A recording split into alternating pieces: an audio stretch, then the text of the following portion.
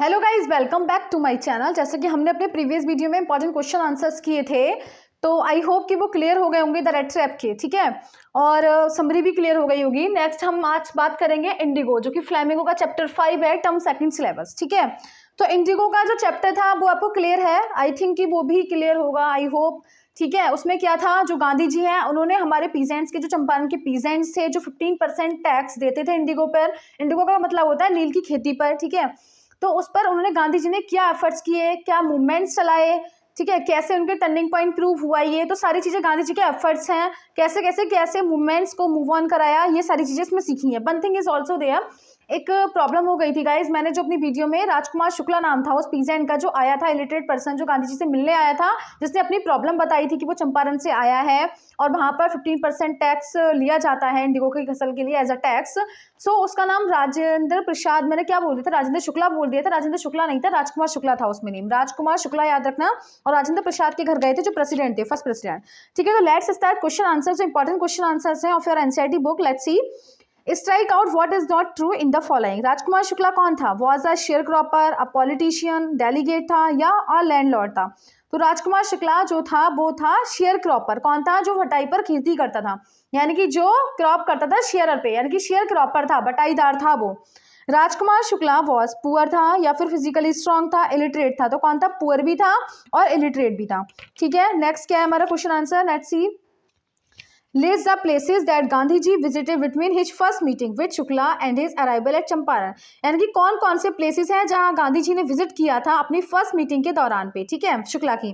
तो कहां पर, मतलब कौन, पहले उसको कानपुर बोलते थे, कानपुर को, लेकिन उन्होंने कहाँ कहाँ विजिट किया था, कौन कौन से प्लेसेस थे? तो वो कानपुर हो गया था, फिर आश्रम नियर अहमदाबाद, कौन कौन सा हो गया, यानी कि अहमदाबाद के जो पास में आश्रम था उसमें, कैलकाटा, पटना एंड मुजफ्फरनगर, यहाँ पर किसने किया था, यानी कि वही गांधी जी ने विजिट किया था, ठीक है। नेक्स्ट टर्न है, what did the peasants say pay the British landlords as rent. यानी कि जो पीजेंट्स थे चंपारण के, वो ब्रिटिश लैंडलॉर्ड्स को, यानी कि ब्रिटिश गवर्नमेंट को क्या क्या पे करते थे फॉर इंडिगो क्रॉप। क्या करते थे? 3.25%, यानी कि वो करते थे, क्या करते थे, 15% टैक्स फॉर इंडिगो क्रॉप के लिए पे करते थे। तो क्या पे करते थे? जो पीजेंट्स थे चंपारण के, वो 15% टैक्स पे करते थे, ठीक है। यानी कि peasant were forced to plant indigo for 15% tax. जब वो देंगे 15% टैक्स, तभी उनको क्या करा जाएगा, फोर्सिबली इंडिगो क्रॉप के लिए फसल दी जाएगी। नेक्स्ट क्या है, और जो एंटायर इंडिगो जो क्रॉप होती है, उसको हार्वेस्ट करने के बाद जो भी इसका फायदा निकलता है, जो भी इसकी ईल्ड होगी, वो सारी पे की जाएगी ब्रिटिश लैंडलॉर्ड को। नेक्स्ट टर्न होगा हमारा, next question is that, let's see, इसको भी देखेंगे अभी हम।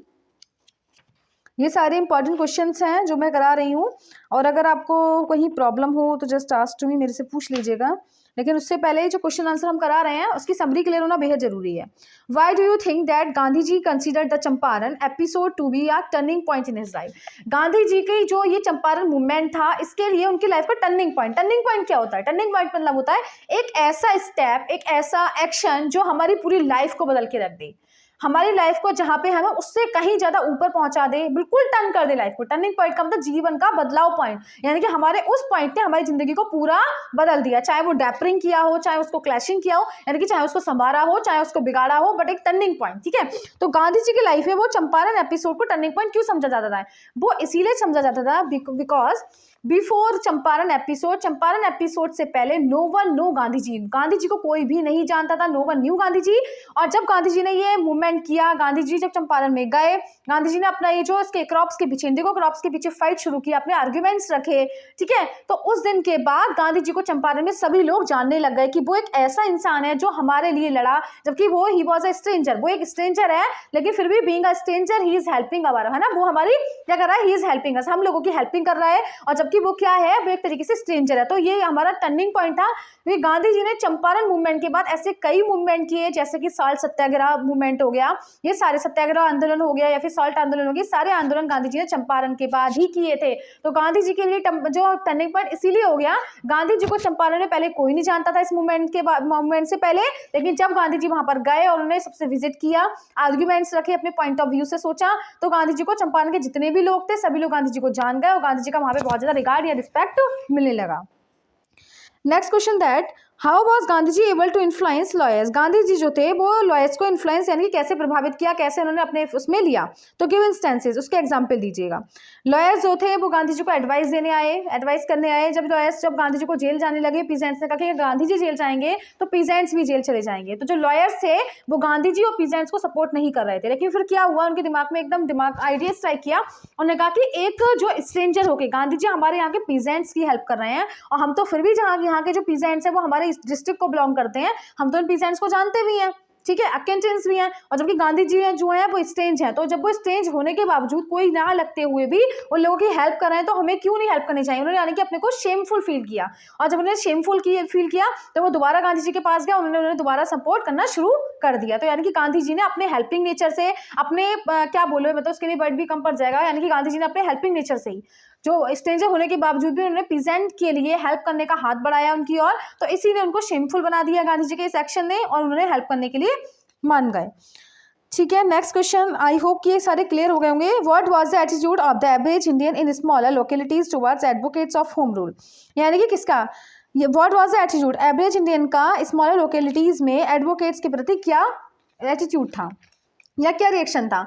तो क्या था, जो एवरेज इंडियन थे वो डरते थे, है ना, वर अफ्रेड यानी कि डरा करते थे, टू शो सिंपैथी यानी कि वो होम रूल के अकॉर्डिंग जो लॉयर्स थे उनको सिंपैथी दिखाने से डरते थे, यानी कि जो पीजेंट्स थे, यानी कि जो इंडियन फार्मर थे, इंडियन लोग थे, वो लॉयर्स को सिंपैथी नहीं दिखा सकते थे, सहानुभूति नहीं दिखा सकते थे, क्योंकि क्या था, उन्हें एक तरीके से डर था एडवोकेट से। नेक्स्ट क्या है, how do we know that ordinary people too contribute to the freedom movement, कैसे हम कह सकते हैं कि जो ऑर्डिनरी पीपल थे यानी कि जो साधारण लोग थे उन्होंने भी फ्रीडम मूवमेंट में हमारे सपोर्ट यानी कि कंट्रीब्यूट किया, योगदान दिया। तो देयर इज नो डाउट, कोई भी डाउट नहीं है कि जो ऑर्डिनरी पीपल थे उन्होंने सपोर्ट किया, क्योंकि एक तरीके से क्या है, राजकुमार शुक्ला कहते हैं एक तरीके से इलिटरेट फार्मर था, पीजेंट था, जो इंडिगो पे 15% टैक्स पर खेती किया करता था, वो गांधी जी के पास आया, उसने एक तरीके से शुरू करवाया, तो उसका बहुत बड़ा योगदान है, वो गांधी जी के पास आया, एक तरीके से उसी की वजह से एक शुरुआत हुई फ्रीडम की, है ना, एक फायर लग गई, एक क्यूरियोसिटी हो गई लोगों को जानने, मतलब ये कि हमें भी फ्री होना चाहिए, एक मतलब कहते हैं ना कि एक पॉइंट, उन्हें एक तरीके से एक चीज को, एक सेंटीमेंट को वॉर्न कर दिया था राजेंद्र शुक्ला ने, कि हमारा जो Rajkumar Shukla, again I am saying Rajendra Shukla not Rajkumar Shukla, Rajkumar Shukla ने लोगों के मन में एक भावना जगा दी थी फ्रीडम की, और उसने ही एक तरीके से फ्रीडम की शुरुआत की थी, क्योंकि वही गांधी जी के पास गया था उनसे मिलने के लिए अहमदाबाद के आश्रम में, कि वहां पर इंडिगो पर जो खेती होती है टैक्स पर होती है, तो उसको सुधारा जाए, इम्पेंडमेंट लाया जाए, और इस टैक्स से हमें फ्री किया जाए। तो ये इसी से पता लगता है कि जो ऑर्डिनरी पीपल ने भी इंडिया को फ्री बनाने के लिए, इन सब चीजों को फ्री करने के लिए बहुत कंट्रीब्यूट किया।